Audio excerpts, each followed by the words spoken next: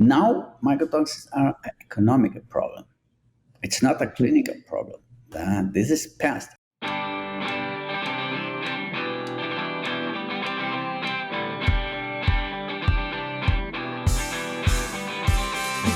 Good morning, everyone. Welcome to this episode of the Fit Science podcast show. I'm one of the co-hosts, 𝗺𝗷𝗀𝗀𝗀𝗀. I am extension specialist and associate professor in the Department of Poultry Science at Auburn University. And today I have a very special guest, Dr. Carlos Mallmann, who is a professor in the University of Santa Maria in Brazil. How are you, Carlos? Well, thank you for the invitation, Professor Pacheco. Well, Professor Mallmann, first, I would like you, if you could share some of your professional experience with our audience. Good. I was in the past a vet. I was from the University of Santa Maria also. And I say past because I work 3 years in a cooperative like a normal vet.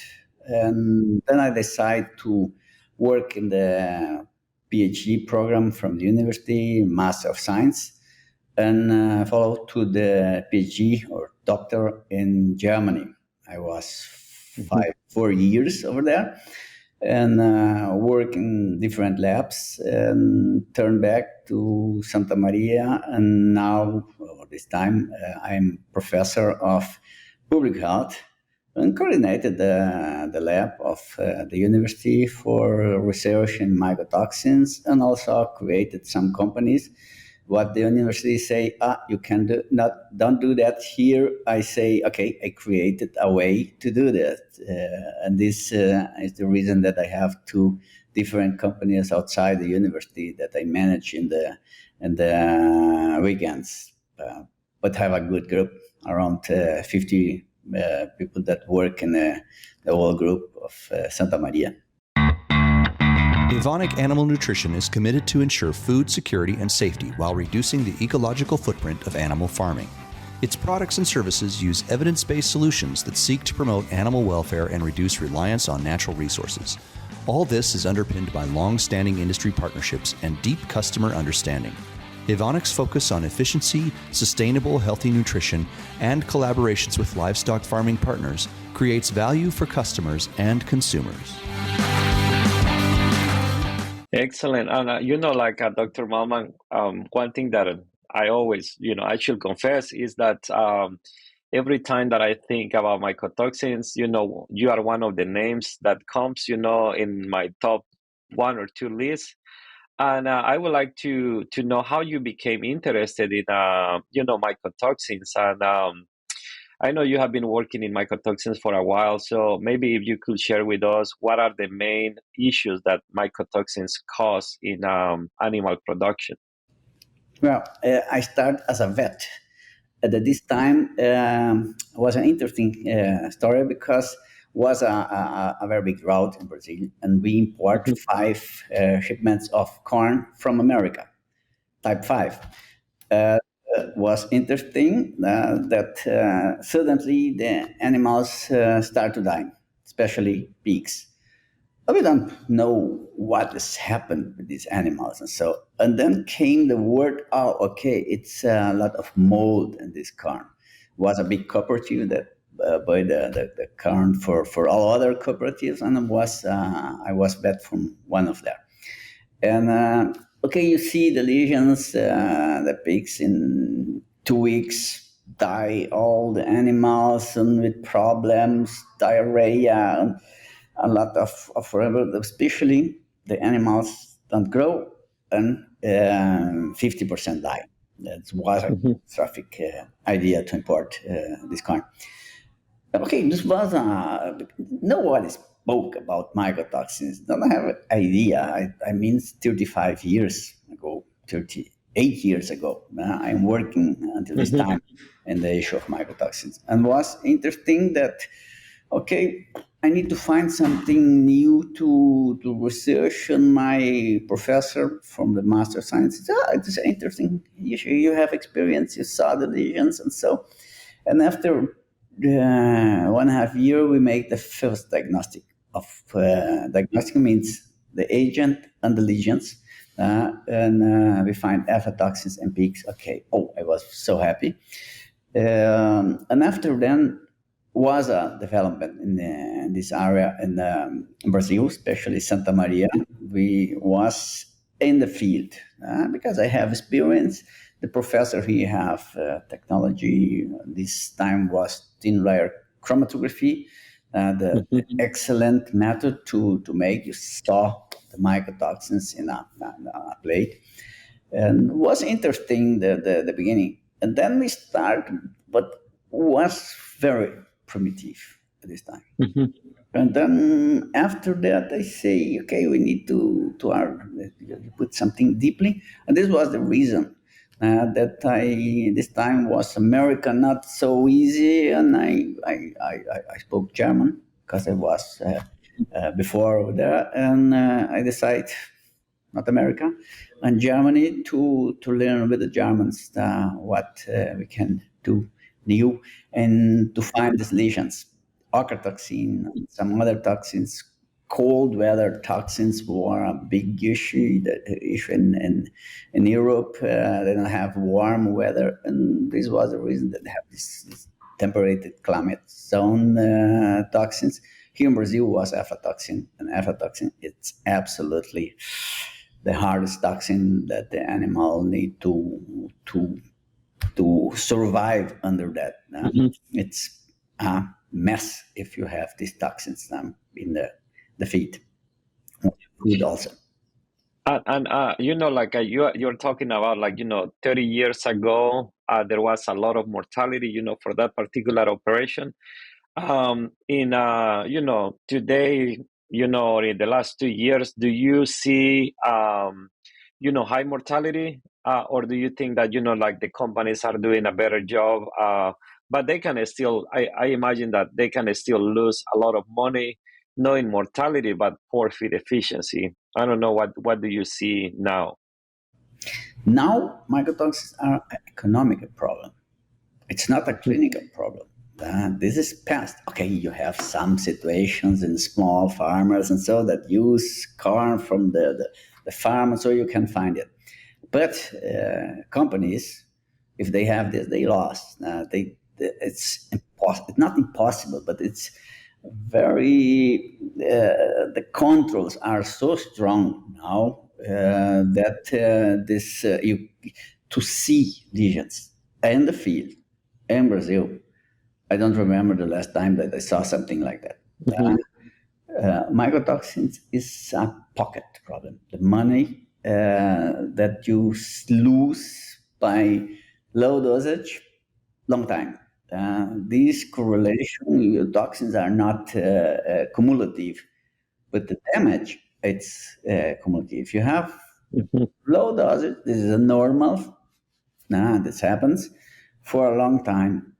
Nowadays, we discuss the combination of mycotoxin. In the past, we focused on one toxin each. This is have in the research that we found for 30 years, we have 65% of the samples have one or more mycotoxins together in the same feed. And this mix the diagnostic for that. But you have a new problem, a new issue, because you have the growth promoters vanish. We don't use them anymore. Then you need to have a good health in the focus. And this is attack of this good health quality because you lost the protection of the antibiotics, growth promoters. Then it came the grow out in the last years because this change in the feed industry. And then you see more economical problems this way. And when you look like those interactions between mycotoxins, is there like a specific an interaction like that we need to get worried? For example, you got aflatoxin plus 𝗟𝗃 plus DON, or what will be the mycotoxin that we should be most worried about? Well, aflatoxin is it's the most important toxin, but it's not the most important toxin because these toxins came from storage in a storage. It's formed in a storage process. The conditions for storage are in the last years are better. The field toxins are now an issue. And then in the field toxins for monosins, it's a big issue, especially for pigs. They're producing the toxin H have an action on the heart. This created a lung problem. But before that, they have other effects. The combination of a toxin that affect the neural system of the heart, plus a toxin that affect the gut, the intestine. It's a combination that are very important because we have these toxins in a big amount. Brazilian corn was for some years ago free of DON. And I saw 20 years in my life, DON is not a problem in corn. Wheat or these winter cereals, it's a big issue and so. But in the last years, we have a change that show DON in a high concentration and a high prevalence in the field. This change in the company, and was surprising because I think it's very difficult now to find that, and the statistically data, the data that we get from the field, and so I would say, okay, DON is not a problem, and suddenly for 3 years, 4 years ago, they started growing, and we have now this toxin as a problem together with fumonisin. If we mix aflatoxins and these juice, then we will have a problem. Then some years, I think this year not, because I have a very big loss of the harvest, and so we don't will have problems of silos to put the grains in a safe situation. But in the past years, the storage was in the field, and this is for Brazilian not good because they have heat time. Sometimes they have rain of these mountains, these pyramids of grains. Our problem is not a problem that Brazil have. Argentina have same problems. In America, you have also sometimes that you need to use that, or other countries that you cannot draw the grain. The keyword for that is water activity of the grain. This is normally don't measure that. It's not humidity, because you have if you have high humidity, that doesn't means water activity, and water activity is the key that the mold have water to grow. This is the key point. And some situations we have more the grain stroke, but have a nutritional composition that give the grain this possibility to mold growing and side effect mycotoxin production. Okay, and Dr. Mallmann, what can feed mills do, to reduce the negative effects, of mycotoxins? Because I imagine that it's kind of like an integrated approach with, maybe ingredient sampling at the beginning and then management in the silos. What are your thoughts on that? Yeah, to find the toxins is difficult because, of course, the mycotoxins are measured in parts per trillion, parts per billion, parts per million. Normally parts per billion. And parts per billion means, in the global population, you have 8 billions. 1 ppb means 8 persons in the galaxy.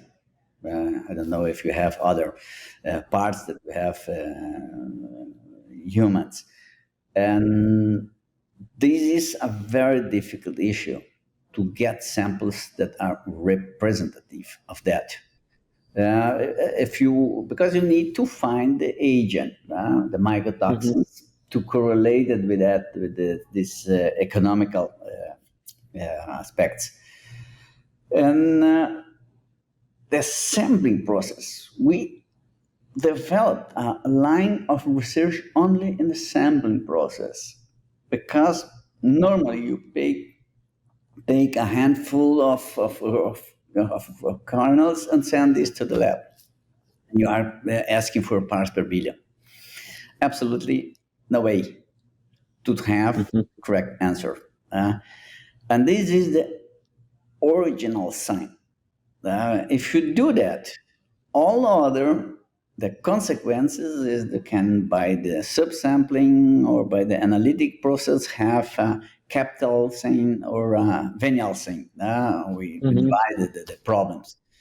And if you have the orange sample that have not correctly don't take this correctly, you will take a false decision. And we need to teach that. It's the first thing that we need to find a way to get representative. And it's not easy to do that. Absolutely, it's very simple, very simple. But okay, you need to improve this. It's absolutely easy and normally gratis. And I like the gratis things. Everyone like. It's only a hole in the screw. You do that. It's really very simple. Then you have a representative samples. The companies need to introduce that. After that, you have you can take actually the feed mill can see, okay, I have a contamination, and this is another way, another thing that's important. With one analysis, you can take a decision, because this is one moment, and the feed mill produce day to day a lot of trucks of feed. They send this to field and have a variability. You never have homogeneity in the samples and the trucks, and so then you need to make more analysis. That you find a line, and this line, it's correlated with the prevalence. You have intensity of the phenomenon, then the prevalence of that. Of course, you need to calculate the inclusion of the contaminated ingredient in the feed. You say corn have a high contamination. Okay, but you have 60% of corn in the formulation. Then you dilute this. But if you put, for example, wheat, that it's most contaminated, or wheat flour, you will put more toxins from different ways. And this you need to calculate every ingredient. You have something very strange things that find in the diluted of the premix. You can find toxins. It's happened, and then you need to check that. And then you will have a line that can say, okay, I have a risk of mycotoxin. And to mitigate this risk, the industry need to use some strategies. For example, pressure of the supplier of the corn. Brazilian are developing a very critical system in that. The organized cooperative, for example, because they produce the grain, have the production for their own animals. Then it's interesting to have all the chain in the hands, including we work in the field. This year we have huge farms with different corn hybrids to put this in the reality, because you need to convince the farmer that they produce this interesting hybrid, but this, okay, you have a loss of 100 kilograms, but if you have huge properties, you lost a lot. These have different capacity to resist to the mold, have difference in nutrition. And then you need to fill your silos with a good material that have protection, mycotoxin, and have the nutrition to make the valuation of the silos. You know exactly in my formulation, this is the value of this silo. This is a new approach, and I'm sure that in the future we will work only in this way, not by tons. I will buy nutrition because it's logic, and against the logic, it's any argument have strongness against the logic of the system. Yeah, and Dr. Mallmann, what do you see like in Brazil, for example? Because sometimes, like I have the opportunities to visit feed mills in Latin America, and I see like some feed mills that are doing like grain cleaning, and then they can remove between 1 to 3% of the like the dust. And then there are some feed mills that also use mold inhibitors. But the biggest mistake that I see there is like they apply the mold inhibitors before they clean the grain, right? They should apply it after they clean the grain. I don't even know if if that's necessary once that you clean it. What approaches do you see in Brazil, at the feed mill level? Good question, Pacheco. The feed mill don't make some controls. If you have your own corn is different, but if you are buying, sometimes you have a tolerance limit. And for us researchers, it's sometimes we have some theories, and so you never can say I think. If you are invited to say something, you need to be sure about that, and to be sure about that, do it. And we made all these researches. I never will say, I think. You don't pay for thinking. You pay for find solution. If you don't know, okay, make a research. We do that. And the cleaning of the cereal, you have some situations that you remove 80% of the mycotoxins. The best way to do that, it's with this, I don't know the name in English, gravitation. With there are some sieve cleaners or gravity shakers, where you can separate like the fines, then the corn, and then maybe there are some cups that you can also remove. The density of the grains. The density of the grain, it's a very important key. If you reduce 50% the density, 15%, you reduce 80% the mycotoxins. And this is a way. The problem is that this is a very expensive process. Energy, low production, so you can do this by specific animals, okay, to have a payback of the process. But in general, and you have another problem. What do you do? That's what I was going to ask you, and that's the main issue that I see, at least, is like, you can remove this material. You are losing material, so it's affecting your shrink, your loss of material. But also the next problem is like sometimes you don't know what to do with the material that you remove, and that's why like sometimes I don't know if it's a good approach to clean for the most critical phases. So, for example, if you are producing a feed for broiler breeders, clean that one. Or if you have like a corn that you're going to use for immature animals during the pre-starter or starter phase, I don't know like what is the best, like the best approach for it. I think it's going to depend, right, between companies maybe. Yeah, it's a structural problem also in the companies. Because if you clean this material, you need to put this in a specific silo. And this flow need to be to the mill that use this material. Then sometimes the process You cannot make a specific. You can do this, of course, but this have a payback if you do that in some case. But normally, you don't have this opportunity to make a specific field for the most protected animals. For example, babies.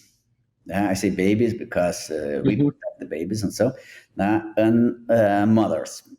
We need to protect these specific animals.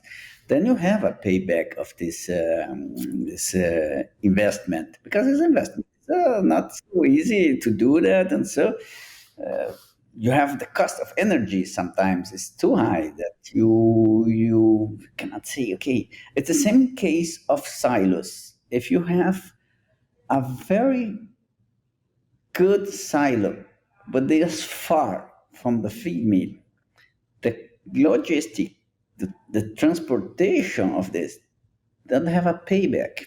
Then you need to find other solution. Okay, you don't have this time to produce and to clean the grains. Clean the grains is specific. It's a good way to protect the animals. But in some case, the volume of the production is doesn't. You don't need to put. You need to feed animals. You can say, "Oh, I will perfection doesn't exist." Okay, have other ways. The mitigated of the process with anti-mycotoxins additives. You can use that. Yeah, and I think I have seen only one feed mill that they didn't have enough capacity to clean it when they were receiving the grain, so they were cleaning it before they grind.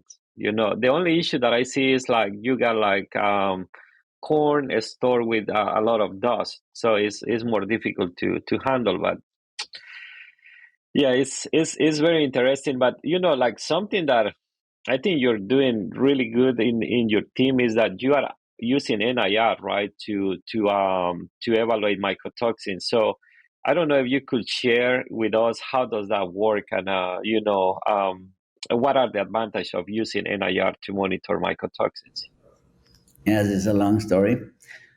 Started with we catch 𝗍𝗃 to us because 𝗍𝗃 have the structure, the knowledge about NIR, and I convinced 𝗍𝗃 to came to the university. The lab of 𝗍𝗃 was in São Paulo. We are 2,000 kilometers from São Paulo, and I convinced they to came to Santa Maria. So we are good. Then we stay. They stay here in the university for a time, and because I want to learn this technology, because I believe at this time that it's easy to transport. That it was not easy. We work, I will say, more than 100,000 spectra we run, and different approaches and so. And then after these almost 15 years of work, we find prediction curves that can give us assurance to find a way that with a simple analysis, international, because you don't need to transport the material. The companies have NIRs and use for nutrition, so you don't need to buy a specific equipment. It's easy to handling. You can run each 6 minutes. You have the results back, and the result is important because they are interpreted. Normally, you have a lot of things to do in a company, and you're thinking you have dozens of problems a day, and you need to find a way that you simplify that, and this is by calculating the risk. But the risk is not only the level of mycotoxins. You need to put the sex, age, kind of animal, phase, other disease, environmental problems. All these you need to put under one algorithm and give the resistance, or you are in a red zone, you need to take an action. And for this way, it's NIR the best actually form to run that. And it's cheap. This is you don't need to have specialized labs for that. It's a thing that you do overnight and so on.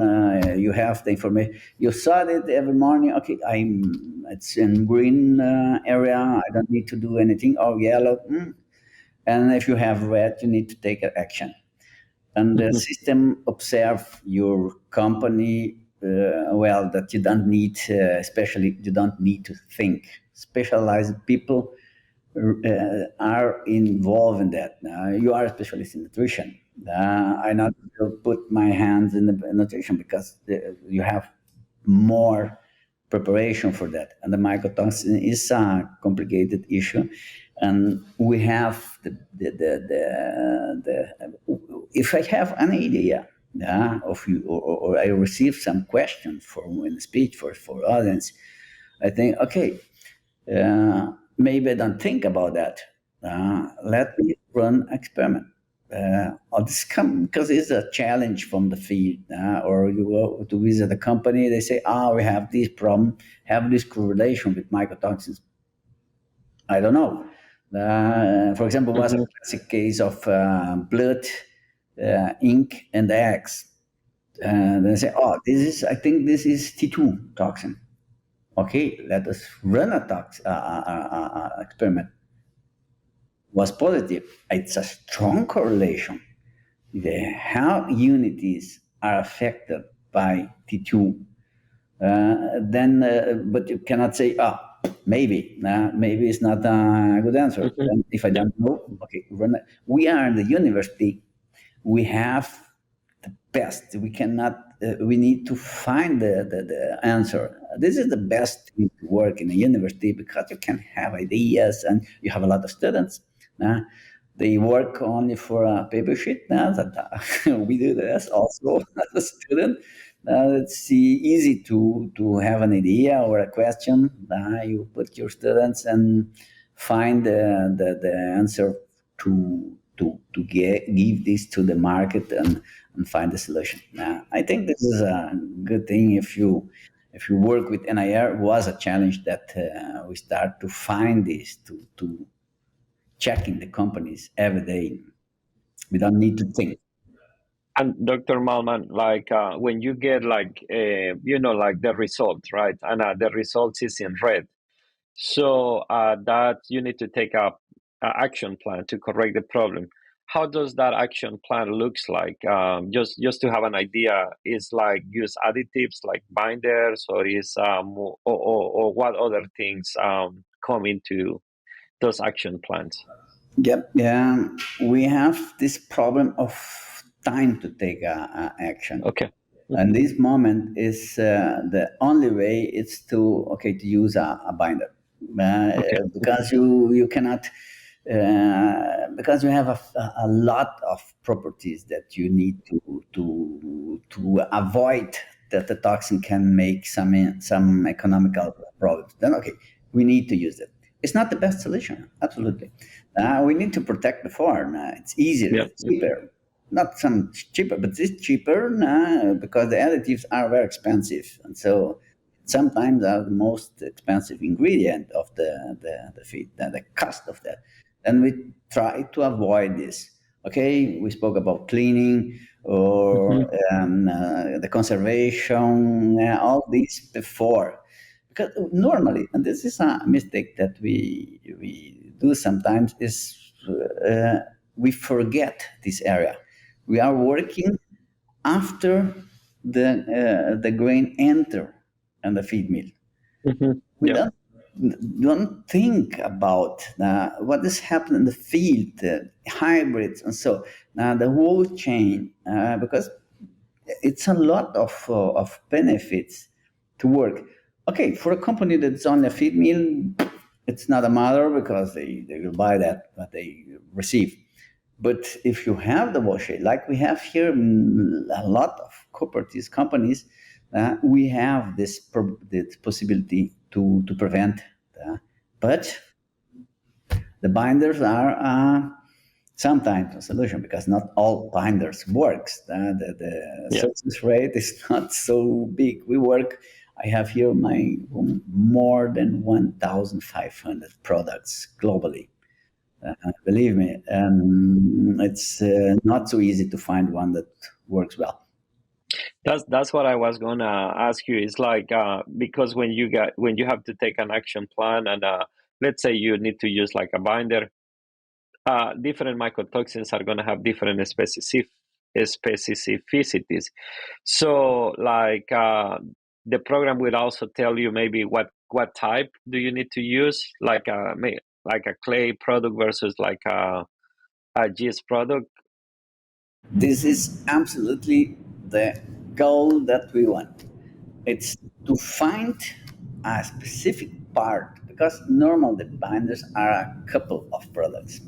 On this diluted, the most important part of these to work. If, for example, you have aflatoxin, normally a good binder of clay works.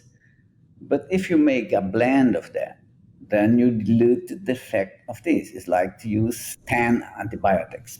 And this principle, it's this approach is not used in nowadays. But what is the future in that? With quick analysis, you can decide that. Then you have different products. You buy different. Okay, the problem in Brazil, it's fumonisin DON, for example, the most important. Okay, you will have one product for fumonisin, another for DON. Aflatoxin, it's an issue. No, it's not an issue. It's not a problem in this feed mill. Then you dosage specific for that. This is the future. Like in other areas. If you don't need to put methionine, why you use that? No, it's expensive. And this only with quick analysis you can decide. Or you have your silos all in your inventory with analysis. Then you can say, okay, I have these silos that have this problem. If I use these, I will need to put this binder or this kind of binders. And even, like one thing that I was thinking, moving up, like moving forward, is like if you could even like have like inline NIRs that I could be like analyzing, because I don't know, like, are you using inline NIRs to analyze, or you still need to take the sample? Because you could have like an NIR, in the receiving area inline, and also like after grinding, and maybe just monitoring in both places. Yeah, you can do that, but the inline NIR are not tested. An NIR is not for all raw materials. It's our specific toxins and for specific raw materials. Now, we don't have curves for everything. The best way, my opinion, is the silos. But you need to take the samples and you need to make holes with a pneumatic sound with all the statistics that to find the correct samples. And in this way, we make the bromatological analysis, how the nutrition, and the physical, that you have broken all this, and toxicological. And these make a risk and give the volume. It's based on these three factors. Then this is the best way. Okay, sometimes you don't have this. You can check the trucks. And then after you can check before you are, or after, the better is after reading. Okay, it's great. No, you need to see the company it's a big, you have a lot of farmers and so, and then you see, okay, the risk of this feed, you can check, for example, this day was a worse day. Where I put this feed. Now, where I get this feed? Then you can, the vets know that now. Okay, this day was a worse day. Okay, we need to check these farmers that receive this. You have the control. You follow this. And then is the best way is if you make this after grading and you have a representative samples in this way. This is the aim. because you are working in parts per billion. Then it's intelligent to have this one kernel. If you read this in a sieve of 1 milliliter, you have 10,000 particles. And this, you can imagine the mixing of that. You will find easily the parts that you can find the toxin. You have a more representative samples to take a decision. Remember, it's the sampling, it's the key. By silos, you need to take huge volumes. You reduce this and the bottom of the silo to make this a sample of 5 kilo or 3 kilos or 1 kilo, depends of the company, and then you weigh that. And after that, you take the subsample, put this in one sieve, a sieve with 1 millimeter, and then use this to make, or 5.5, to make the analysis, the bromatological and the mycotoxicology. And it's also, this is the future. We will work in this way. Absolutely. You can use other methods, ELISA kits, for example. But the time that you need to send this to lab, and then you need to put this in a platform that interpreted that with all sex, age, and everything. You can make this with each method. The prior, the gold standard method, it's expensive. Normally far for your company, then it's not the time that you need to make the analysis, but you send the samples.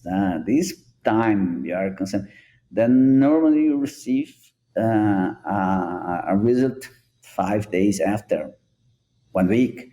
Then it's too expensive to do that. This way it was changed to the secondary methods, ELISA and NIR. That's this way was the question, the key question. Yeah, and maybe, like the other things is like I just make notes during a specific events, right? When the feed mills are cleaning the silos. I don't know if you have seen like, differences in the prevalence of mycotoxins when they are just pulling out of a silo versus when they are just cleaning the bottom of those silos as well. Yeah. This is what you say is true, but depends of the company.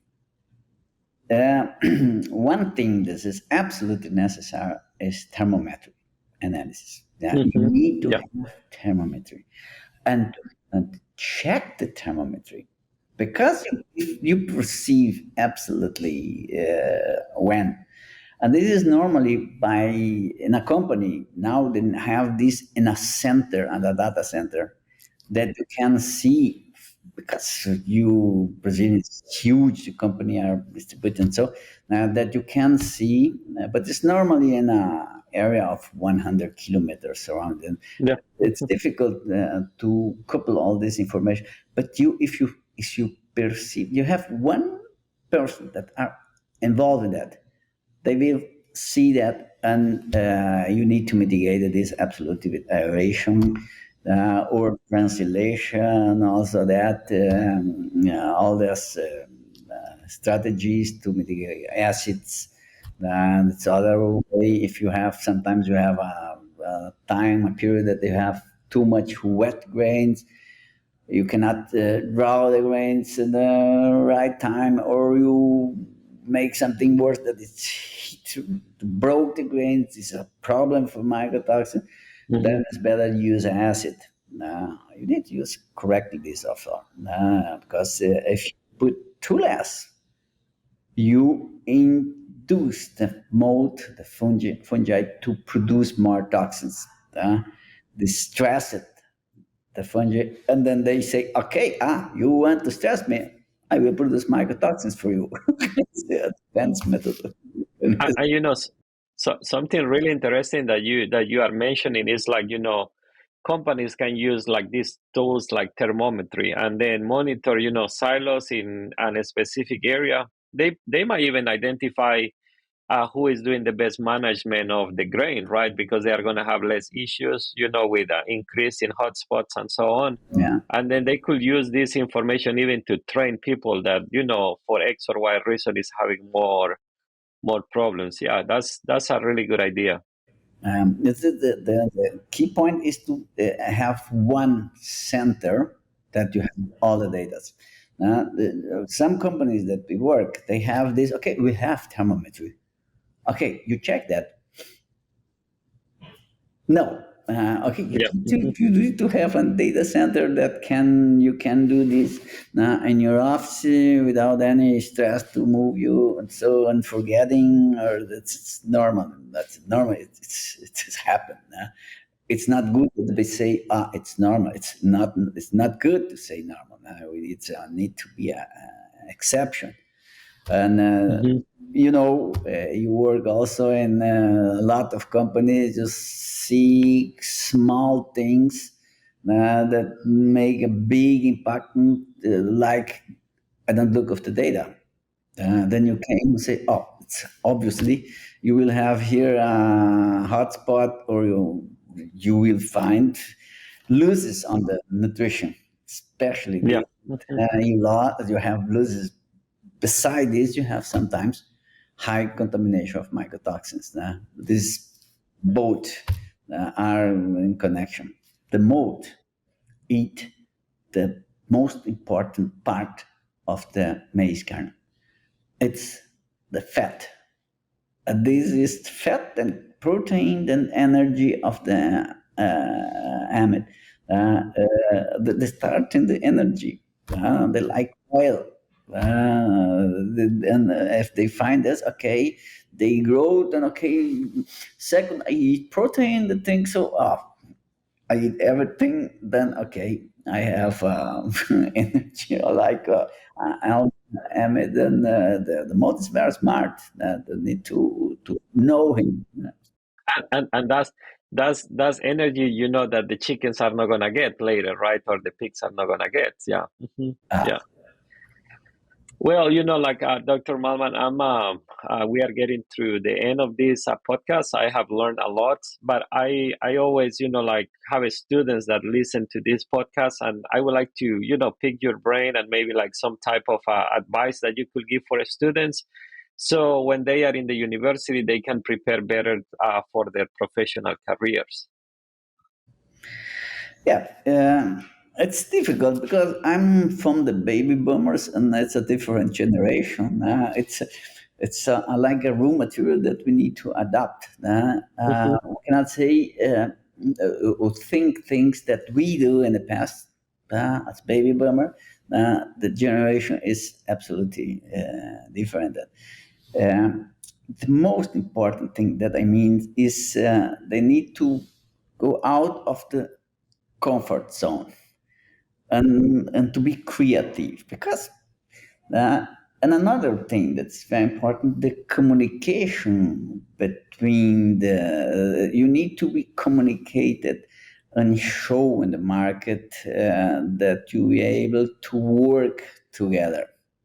Mhm. Normally you see the students with a cell phone. We use this also, and in a bubble, and to open this is a very difficult issue for the professor to open the mind. And I'm an experienced old professor now with a lot of experience, and so you achieve sometimes, but the reaction of the students sometimes, no, I don't like that because I need to do works that are different from my. I'm well, so it's good that the professor came and speak a lot, and to change it to be active, a reaction. Now, for a group of students, you have some exceptions. It's happen, and you have, but if you need to do is for the whole group, for all students, it's very difficult to find a way that all are interested. And absolutely, in a vet school, small animals is the issue for the vets, or some other like cows. A few of the vet. I'm in the vet school, most involved. That it's a few of people that are interested in nutrition. Mhm. It's change if you work with in the area of nutrition and zootechny. We say this. It's another faculty here in Brazil. That's say this animal. Then they are different. They are really different. I have good experience with these guys. They are more involved with this issue of mycotoxins. They are not specialized in physiology and pathology, but money. This is the word you need to teach the students to make money. And the objective is to protect the companies and make money. And this is sometimes for students, they say, no, I don't, I have another idea, and I'm globalist, and so, and to teach that it's important to have results, it's difficult. Not we, you are on the same line that but the university, public university in Brazil have these complicated, I don't know exactly in America, but you have another focus. I think it's more in this objective. But here the objective to make money, it's something, it's wrong. And for the companies, they pay only doing works that produce something to protect the economy of the producer. We need to give the opportunity that the animals show their best. And this you can only do by good ingredients, formulation, health, everything that environment, everything that involves that. To show this to students, it's not easy, but we need only few of them that they make the differences. Now you cannot say all need to, because you need to have for small animals. You need also good vets, and then we will that work in the production. Not all vets, but zootechnists and agronomists, they are more involved with that. And the administration. This is a thing that we have problems to teach that. An administration of human research. That's other thing that is complex. They don't learn this in the university because they are parties, and so there's not a relationship there to put this in the work. It's sometimes not so easy. And during this, during the whole podcast, we have been talking about mycotoxins and pennies that you could be losing. And one thing that I feel like if they learn to produce everything efficiency, then they can save money, and then they can protect the environment too, because there are going to be less nutrients that are going to get lost, right? One word is very important: sustainability. Take all together. And you see, this is all media speak about that, but this exactly what you say is this simple word. We need to work together in all our areas to find this, to avoid to spend resources in waste resources, and then this is a need to effort. We need, I think, some years to understand everything, and absolutely we will find all solutions. We will find new problems, and this is great because you are a young professor. You need to have work. The students need to have work. We need to do something. Okay, let's work. Yeah. Well, Professor Mallmann, thank you so much for your time. I have enjoyed, talking with you, and I would like also to thank everybody listening to the podcast for the time. Thank you so much, Dr. Mallmann. Welcome. Thank you.